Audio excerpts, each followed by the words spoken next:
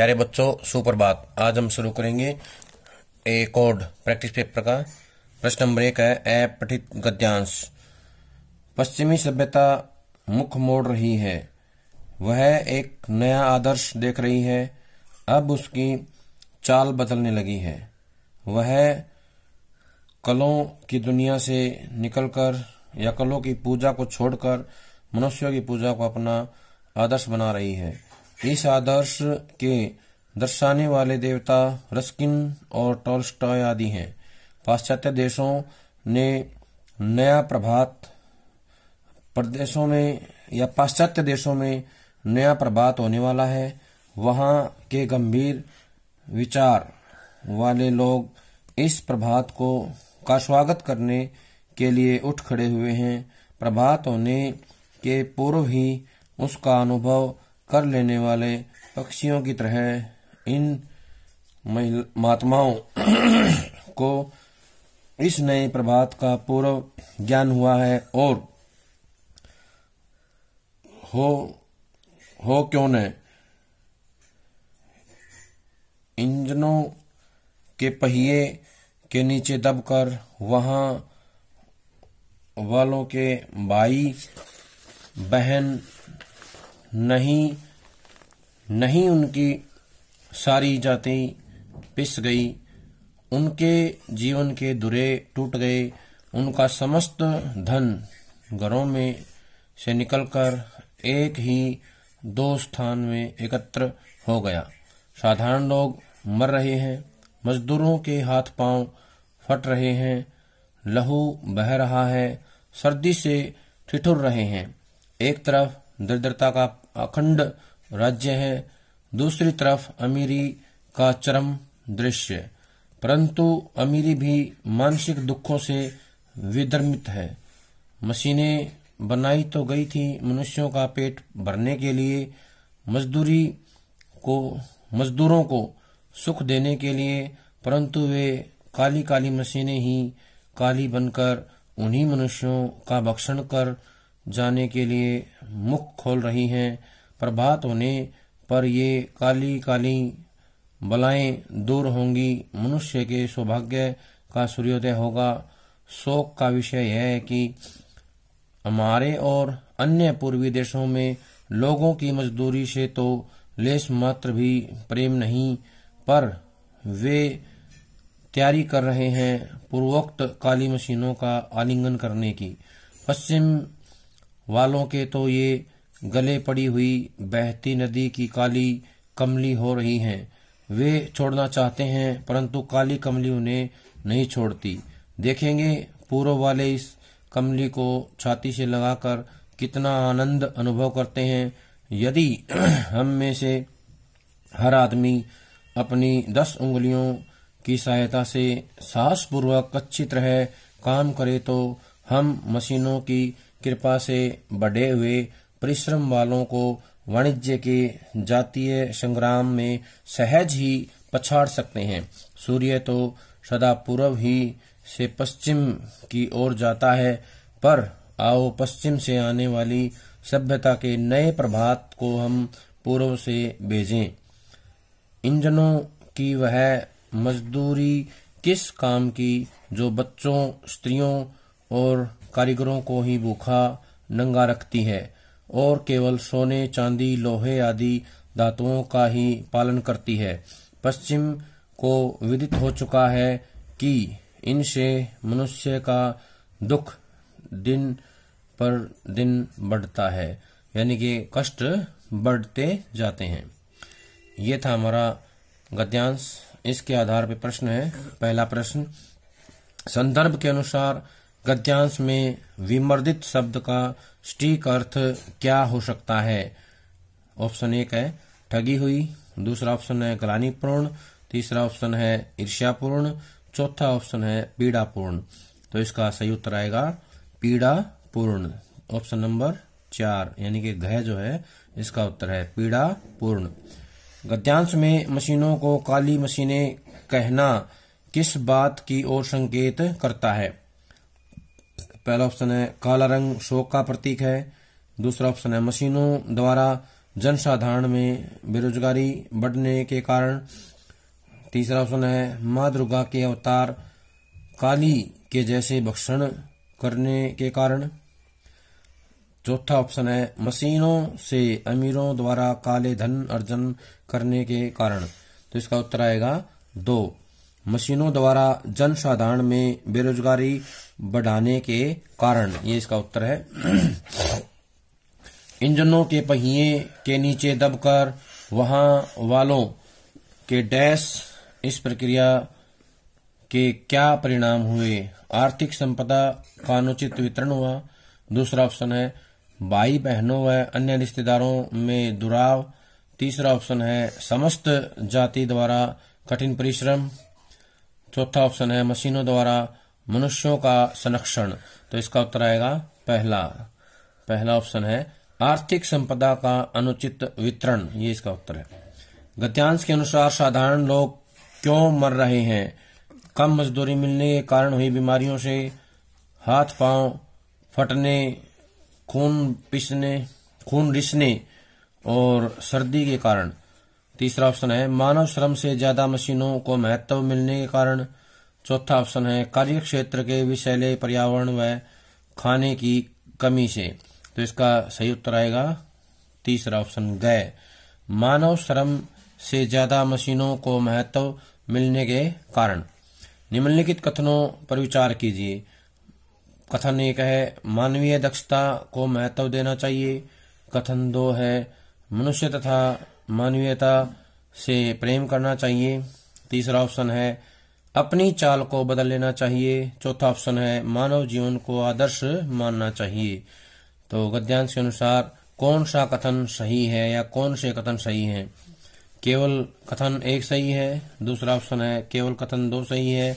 तीसरा ऑप्शन है केवल कथन 1 व 3 सही है। चौथा ऑप्शन है केवल कथन 1 व 4 सही है। तो इसका उत्तर आएगा पहला क, केवल कथन 1 सही है, ये इसका उत्तर है। अगले हैं काव्यांश के ऊपर आधारित प्रश्नों के उत्तर।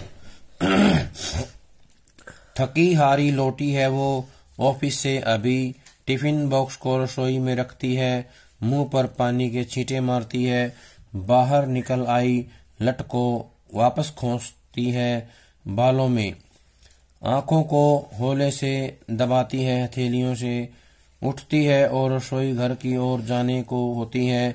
मैं कहता हूँ बैठो तुम, आज मैं चाय बनाता हूँ। मेरी आवाज की नोक मुझी को चुभती है। गैस जलाकर चाय का पानी चढ़ाता हूँ, दूसरे ही पल आवाज लगाता हूँ, सुनो शक्कर किस डिब्बे में रखी है और चाय की पत्ती कहाँ है। साड़ी का पल्लू कमर में खोसती हुई वो आती है, मुझे हटाते हुए कहती है हटो, तुम्हें नहीं मिलेगी कोई चीज। होठों को तिरछा करती अजीब ढंग से मुस्कुराती है। मुश्किल है कि मुस्कुराहट का ठीक ठीक अर्थ समझ पाना। जैसे कहती हो यह मेरी सृष्टि है, तुम नहीं जान पाओगे कभी कि किन बादलों में रखी है बारिशें, किन में रखा है कपास। कोई डब्बा खोलते हुए कहती हैं यह तो मैं हूँ कि अबे रखा है सब कुछ, वरना तुम तो ढूंढ नहीं पाते अपने आप को। आओ जाओ बाहर जाकर टीवी देखो, एक काम पूरा नहीं करोगे और फैला दोगे मेरी पूरी रसोई। इस काव्यांश में जो है प्रश्न का उत्तर ढूंढना है। पहला प्रश्न है यह तो मैं हूँ कि अबेर रखा है सब कुछ, पत्नी ने क्या अबेर रखा है। पहला ऑप्शन है रसोई घर की जिम्मेदारी, दूसरा है बच्चों और पति की जिम्मेदारी, तीसरा है पूरी गृहस्थी की जिम्मेदारी, चौथा है घर और बाहर की जिम्मेदारी। तो इसका उत्तर आएगा ग, तीसरा पूरी गृहस्थी की जिम्मेदारी, ये इसका सही उत्तर है। प्रस्तुत कविता का वर्णन विषय है पहला ऑप्शन है कामकाजी महिलाओं की स्थिति का वर्णन, दूसरा है चांद तक पहुंचने वाली महिला की वास्तविक स्थिति का वर्णन, तीसरा है भारतीय समाज में महिलाओं की स्थिति का वर्णन, चौथा है भारतीय समाज की पुरुषवादी सोच का वर्णन। तो इसका उत्तर आएगा पहला कामकाजी महिलाओं की स्थिति का वर्णन, ये इसका उत्तर है। मेरी आवाज की नोक मुझी को चुभती है। काश्य है, पति को अपनी आवाज नोक जैसी लगती है। दूसरा है, पति को अपनी तीखी आवाज अच्छी नहीं लगती। तीसरा ऑप्शन है, पति को अपनी ही भारी भरकम आवाज चुभती है। चौथा ऑप्शन है, पति को अपनी ही आवाज व्यंग्यपूर्ण लगती है। तो इसका सही उत्तर आएगा ऑप्शन नंबर 4 ग जो है इसका सही उत्तर है। पति को अपनी ही आवाज व्यंग्यपूर्ण लगती है। किन बादलों में रखी हैं बारिशें, किन में रखा है कपास का क्या अभिप्राय है। कौन से बादल बरसेंगे और कौन से नहीं। दूसरा ऑप्शन है, कौन से बादल बरसेंगे और कौन से रुई की तरह उड़ जाएंगे। तीसरा ऑप्शन है, घर का कौन सा सामान कहाँ रखा है। चौथा ऑप्शन है, रसोई में चीनी कहाँ रखी है और चाय पत्ती कहाँ रखी है। तो इसका सही उत्तर आएगा ऑप्शन नंबर 3, घर का कौन सा सामान कहाँ रखा है, ये इसका उत्तर है। महिला द्वारा पल्लू कमर में खोसना का क्या अर्थ है। पहला ऑप्शन है, वह रसोई की लड़ाई लड़ने को तैयार है। दूसरा, वह रसोई में चाय बनाने को तैयार है। तीसरा, वह पत्ती को चीनी चाय पत्ती बताने को तैयार है। वह बिखरी रसोई समेटने को तैयार है। तो इसका सही उत्तर आएगा ख, वह रसोई में चाय बनाने को तैयार है। ये इसका सही उत्तर है ख ऑप्शन जो है। अगला इसके अथवा में आएगा पैरा काव्यांश का। माँ मेरे अकेलेपन के बारे में सोच रही है।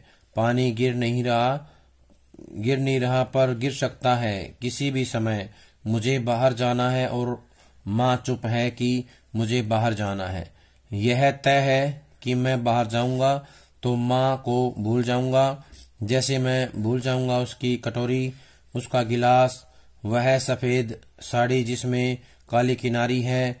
मैं एकदम भूल जाऊंगा जिसे इस समूची दुनिया में माँ और सिर्फ मेरी माँ पहनती है। उसके बाद सर्दियां आ जाएंगी और मैंने देखा है कि सर्दियां जब भी आती हैं तो माँ थोड़ा और झुक जाती हैं अपनी परछाई की तरफ। ऊन के बारे में उसके विचार बहुत सख्त हैं। मृत्यु के बारे में बेहद कोमल।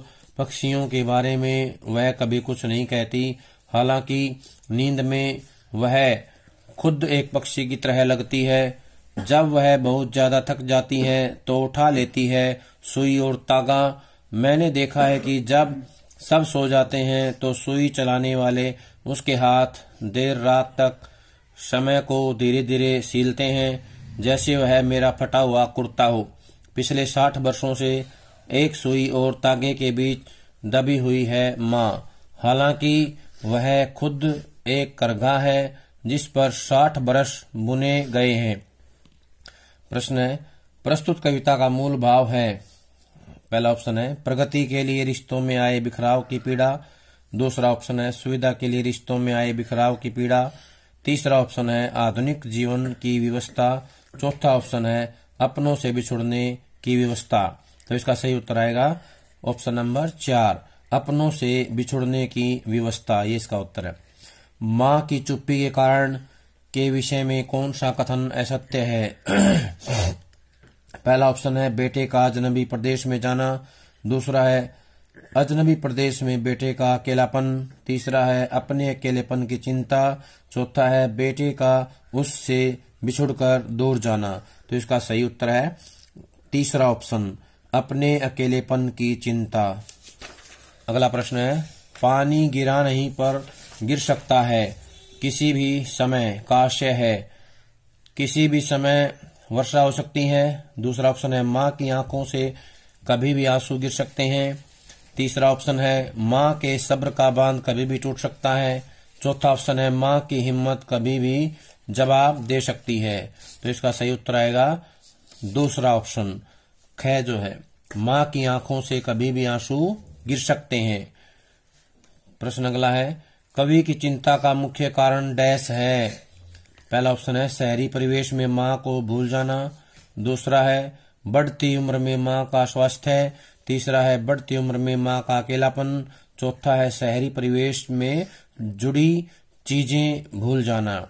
तो इसका सही उत्तर आएगा ऑप्शन 1, पहला ऑप्शन, शहरी परिवेश में माँ को भूल जाना। उपर्युक्त काव्यांश को पढ़कर कथन ए और कारण आर के उचित विकल्प चुनिए। कथन ए है, माँ सुई और तागे से समय की गति को सीलने का प्रयास कर रही है। कारण आर, बदलते समय की चिंता करते हुए अपने परिवार को इकट्ठा रखने का प्रयास कर रही है। ऑप्शन एक है, कथन ए सही है किंतु कारण आर गलत है। दूसरा ऑप्शन है, कथन ए और कारण आर दोनों गलत हैं। तीसरा ऑप्शन है, कथन ए सही है और कारण आर उसकी सही व्याख्या है। अगला ऑप्शन है 4, कथन ए सही है किंतु कारण आर उसकी गलत व्याख्या है। तो इसका सही उत्तर आएगा तीसरा ऑप्शन, कथन ए सही है और कारण आर उसकी सही व्याख्या है। आगे है कविताओं पर आधारित प्रश्न। आत्म परिचय कविता में कवि क्या नहीं लिए फिरता? निज उर के उद्गार, निज उर के उपहार, सपनों का संसार। तो अगला ऑप्शन है चमन की बहार। तो इसका उत्तर सही आएगा चमन की बहार। ऑप्शन नंबर 4 जो है इसका उत्तर है। बात सीधी थी पर नामक कविता में कवि ने भाषा के संदर्भ में कौन सा कथन सत्य है? भाषा की जटिलता, दूसरा ऑप्शन है भाषा की सहजता, तीसरा है भावों की गरिमा, चौथा है भावों की सरलता। तो इसका सही उत्तर आएगा ऑप्शन नंबर 2, भाषा की सहजता। बगलों के पंख काले बादलों के ऊपर तैरते किसके समान प्रतीत होते हैं? प्रातःकाल की संदूरी काया, सायंकाल की पीली काया, रात्रि की काली काया, चौथा ऑप्शन है सांझ की सफेद काया। तो इसका सही उत्तर आएगा ऑप्शन नंबर 4, सांझ की सफेद काया। मानव जीवन में डैश छाया का आवागमन चलता रहता है। पहला ऑप्शन है सुख दुख की, दूसरा है शांति अशांति की, तीसरा है स्थिर अस्थिर की, चौथा है गतिहीन गतिशील की। तो इसका सही उत्तर आएगा ऑप्शन नंबर 1, सुख दुख की जो है छाया का आवागमन रहता है। अगला प्रश्न है लक्ष्मण मूर्छा और राम का विलाप। लक्ष्मण मूर्छा और राम का विलाप नामक कविता के आधार पर कॉलम ए और ब को मिलाइए या उचित मिलान कीजिए। इसमें दिया विपिन, वायु, आतप, जंगल, बाता, गर्मी। तो इसमें जो ऑप्शन दिए हुए हैं, पहला ऑप्शन है पहले का पहला, दूसरे का दूसरा, तीसरे का तीसरा। दूसरा ऑप्शन है पहले का दूसरा, दूसरे का तीसरा, तीसरे का पहला। तीसरा ऑप्शन है पहले का दूसरा, दूसरे का पहला, तीसरे का तीसरा।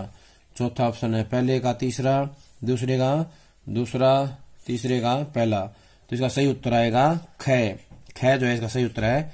इसमें दिया गया है पहले का दूसरा, दूसरे का तीसरा, तीसरे का पहला। ये इसका सही उत्तर है। अगला प्रश्न है गद्य पर आधारित प्रश्न। भगतिन के पति की मृत्यु के बाद ससुराल वालों ने उसके पुनर्विवाह कराने का डैश कारण था, यानी कि जो दोबारा शादी करवा रहे थे उसका क्या कारण था? पहला ऑप्शन है भगतिन के सुखी वैवाहिक जीवन व्यतीत करवाने का, दूसरा ऑप्शन है भगतिन की घर संपत्ति को हथियाने का, तीसरा है भगतिन से छुटकारा पाने का, चौथा है भगतिन को पुनः समाज में सम्मान दिलाने का। तो इसका सही उत्तर आएगा ख, भगतिन की घर संपत्ति को हथियाने का जो है उनका विचार था, इसलिए वो करवाते हैं। बाजार को सार्थकता प्रदान करने वाले व्यक्ति के संबंध में निम्न में से कौन सा कथन सही है? पहला है घर की आवश्यकता अनुसार वस्तुएं खरीदने वाला, दूसरा है फिजूल की वस्तुओं की खरीदारी करने वाला, तीसरा है धन अधिक होने के कारण समाज में प्रभाव का दिखावा करने वाला, चौथा है सामान की खरीद करने वाले या खरीद करने की विशेषता न होने वाला। तो इसका सही उत्तर आएगा क, पहला ऑप्शन जो है घर की आवश्यकता अनुसार वस्तुएं खरीदने वाला जो है ये सत्य है। लुट्टन के दोनों पुत्रों की मृत्यु का कारण था। पहला ऑप्शन पड़ोसी से लड़ाई में, करंट लगने से, सड़क दुर्घटना में, चौथा है मलेरिया हैजे की बीमारी से। तो इसका सही उत्तर आएगा मलेरिया हैजे की बीमारी से जो है उनका निधन हो गया, दोनों पुत्रों की मृत्यु हो गई मलेरिया हैजे की बीमारी से। इंद्रसेना पर पानी फेंकने को लेखक क्या मानता था? अंधविश्वास, दूसरा ऑप्शन पाखंड, तीसरा है क और ख दोनों, चौथा है इनमें से कोई नहीं। तो इसका सही उत्तर आएगा गए। कै और ख दोनों। अंधविश्वास और पाखंड जो है वो मानता था। ये दोनों इसके उत्तर आएंगे, कै और ख दोनों। अगला प्रश्न है, शिरीष के फूल नामक पाठ के आधार पर कॉलम ए और ब को मिलाइए। कॉलम ए में दे रखा है, जो फरा सो जरा, जो बरा सो बुताना। ये वज्जिका देवी ने कहा है। एक कवि ब्रह्मा थे, दूसरे कवि वाल्मीकि, तीसरे वेदव्यास। ये कबीरदास ने कहा है। 10 दिन फूला फूली के कंकड़ भया पलाश। ये तुलसीदास ने कहा है।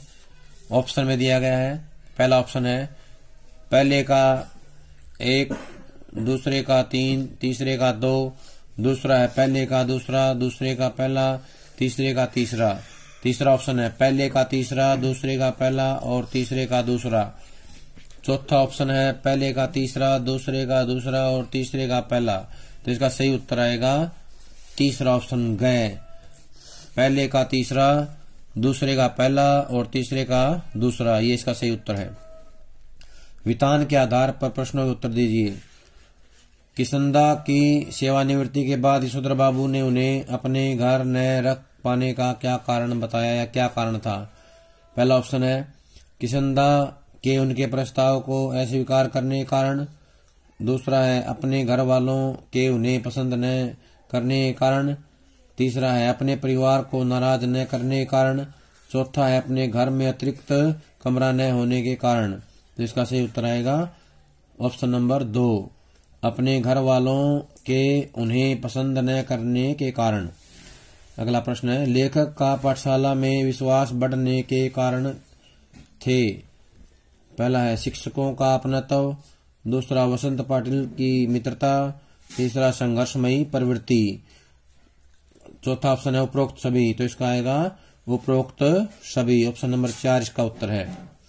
गांव भर में लेखक का कोल्लू सबसे पहले डैश शुरू होता था। पहला ऑप्शन है भाव अधिक लेने के लिए, दूसरा है मजदूर आसानी से मिलने के कारण, तीसरा है ईंख तैयार होने से, चौथा ऑप्शन है ईंख की मात्रा अधिक होने के कारण। तो इसका सही उत्तर आएगा ऑप्शन नंबर 1, भाव अधिक लेने के लिए। अगला है मोहनजोदड़ो के मकानों के संबंध में कौन सा कथन सत्य नहीं है। मुख्य सड़क के दोनों ओर बने घरों की पीठ ही दिखाई देती है। दूसरा ऑप्शन है हर घर में एक स्नान घर है। तीसरा ऑप्शन है प्रत्येक घर की अपनी अलग वास्तुशैली है। चौथा ऑप्शन है प्रत्येक घर की सामने की दीवार में केवल प्रवेश द्वार बना है। तो इसका सही उत्तर आएगा गए। ऑप्शन नंबर 3, प्रत्येक घर की अपनी अलग वास्तुशैली है। ये जो है असत्य कथन है। अगला प्रश्न है, जूझ नामक पाठ के कथन ए और आर को पढ़कर उचित विकल्प चुनिए। कथन ए, यशोधर बाबू के माता उन्हें पसंद नहीं करते थे। कारण आर, उनके कारण उन्हें दफ्तर में देर तक बैठना पड़ता था। ऑप्शन दिए हुए हैं। कथन ए सही है किंतु कारण आर गलत है। दूसरा ऑप्शन है कथन ए और कारण आर दोनों गलत हैं। तीसरा है कथन ए गलत है किंतु कारण आर उसकी व्याख्या सही है। ऑप्शन नंबर 4 है कथन ए सही है और कारण आर उसकी सही व्याख्या है। तो इसका उत्तर आएगा ऑप्शन नंबर 4, कथन ए सही है और कारण आर उसकी सही व्याख्या है। अभिव्यक्ति और माध्यम के आधार पर प्रश्नों के उत्तर दीजिए। संबंधित घटना, दृश्य, बाइट व ग्राफिक्स द्वारा खबर को संपूर्णता से पेश करना कहलाता है। Anchor visual, anchor bite, anchor package, dry anchor. तो इसका उत्तर आएगा सही ऑप्शन नंबर 3, एंकर पैकेज जो है इसका सही उत्तर है। पत्रकारिता की आरंभिक अवस्था डैश मानी जाती है। पत्रकारिता। दूसरा ऑप्शन विशेषीकृत रिपोर्टिंग, ग है क और ख दोनों। चौथा है बीट रिपोर्टिंग। तो इसका सही उत्तर आएगा बीट रिपोर्टिंग। ऑप्शन नंबर 4 जो इसका सही उत्तर है बीट रिपोर्टिंग। फीचर के संबंध में निम्न में से कौन सा कथन सत्य है। पहला है फीचर लेखनी कोई निश्चित शैली नहीं होती। दूसरा है फीचर में लेखक अपनी राय दे सकता है। तीसरा है फीचर की भाषा मन को छूने वाली होती है। चौथा ऑप्शन है फीचर में शब्दों की एक निश्चित सीमा होती है। तो सही उत्तर आएगा ऑप्शन नंबर 4, फीचर में शब्दों की एक निश्चित सीमा होती है। अगला प्रश्न है, कॉलम ए और बी को मिलाइए। बीट रिपोर्टिंग उसके सामने दिया हुआ है निवेशक। फीचर संवाददाता, कारोबार घुटने टेकना, खेल कथात्मक। ये है ऑप्शन 1 में है पहले का तीसरा, दूसरे का चौथा, तीसरे का पहला, चौथे का दूसरा। ख ऑप्शन में है पहले का दूसरा, दूसरे का चौथा, तीसरे का पहला, चौथे का तीसरा। ग में है पहले का तीसरा, दूसरे का दूसरा, तीसरे का पहला, चौथे का दूसरा। ग में है पहले का पहला, दूसरे का तीसरा, तीसरे का चौथा, चौथे का दूसरा। तो इसका सही उत्तर आएगा ऑप्शन नंबर 2।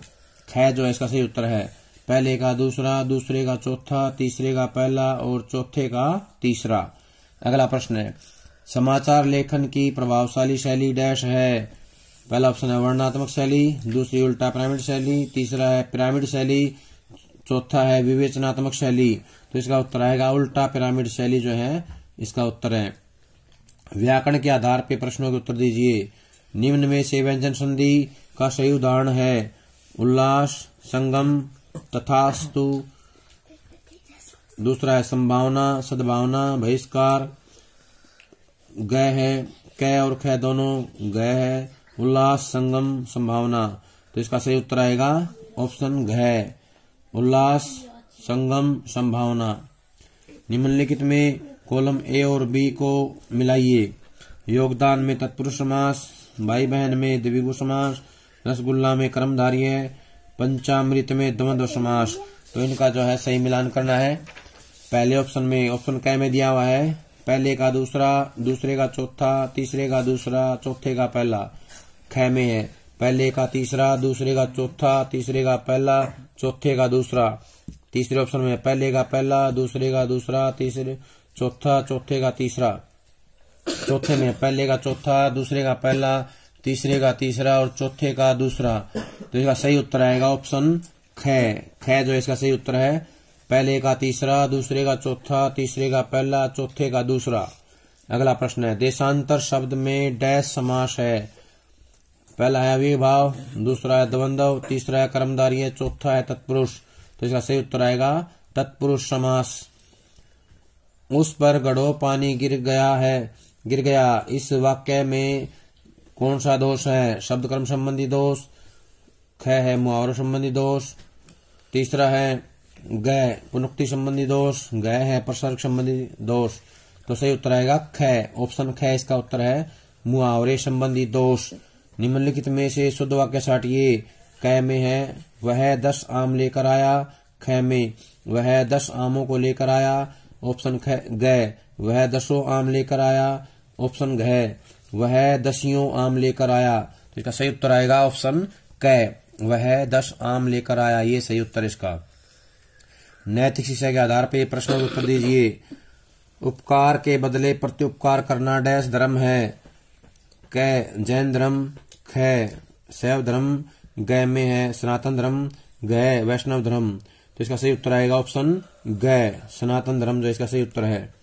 हेमू के संदर्भ में निम्न में से कथन सत्य नहीं है। बंगाल में हेमू ने मोहम्मद शाह की सेना का सफाया किया। ख हेमू का जन्म हरियाणा राज्य के खरक गांव में हुआ। ग ऑप्शन है हेमू राय पूर्णदास के पुत्र थे।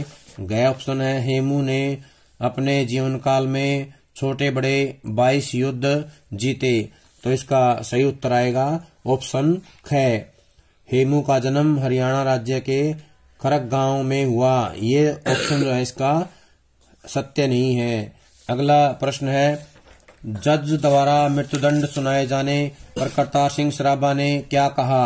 आपका धन्यवाद। ख ऑप्शन है मुझे माफ करें। ग ऑप्शन है मेरे केस की सुनवाई दोबारा करें। ग ऑप्शन है चुपचाप बैठ गए। तो इसका सही उत्तर आएगा ऑप्शन क आपका धन्यवाद। ये इसका सही उत्तर है आपका धन्यवाद। अगला प्रश्न है बोस शोध संस्थान की स्थापना कब हुई? ऑप्शन क 1912 में। ऑप्शन ख 1917 में। ऑप्शन ग 1923 में। ऑप्शन घ 1929 में। तो सही उत्तर आएगा ख ऑप्शन ख जो है आएगा 1917 में। कॉलम ए और बी को मिलाइए। दुर्गा भाभी पर वज्रपात तृतीय, दुर्गा भाभी पर दूसरा वज्रपात बम परीक्षण में भगवती चरण की मृत्यु के कारण। तीसरा ऑप्शन है, दुर्गा भाभी ने भगत सिंह के साथ रेलवे में किस श्रेणी के डिब्बे में यात्रा की? चंद्रशेखर आजाद के शहीदी के कारण। राजगुरु ने नौकर बनकर रेलवे के किस श्रेणी में के डिब्बे में यात्रा की? प्रथम। तो ये अलग अलग कॉलम ए और बी दिए गए हैं। तो ऑप्शन क दिया हुआ है, पहले का तीसरा, दूसरे का चौथा, तीसरे का पहला, चौथे का दूसरा। ऑप्शन ख, पहले का दूसरा, दूसरे का तीसरा, तीसरे का चौथा, चौथे का पहला। ग ऑप्शन है, पहले का चौथा, दूसरे का पहला, तीसरे का तीसरा, चौथे का दूसरा।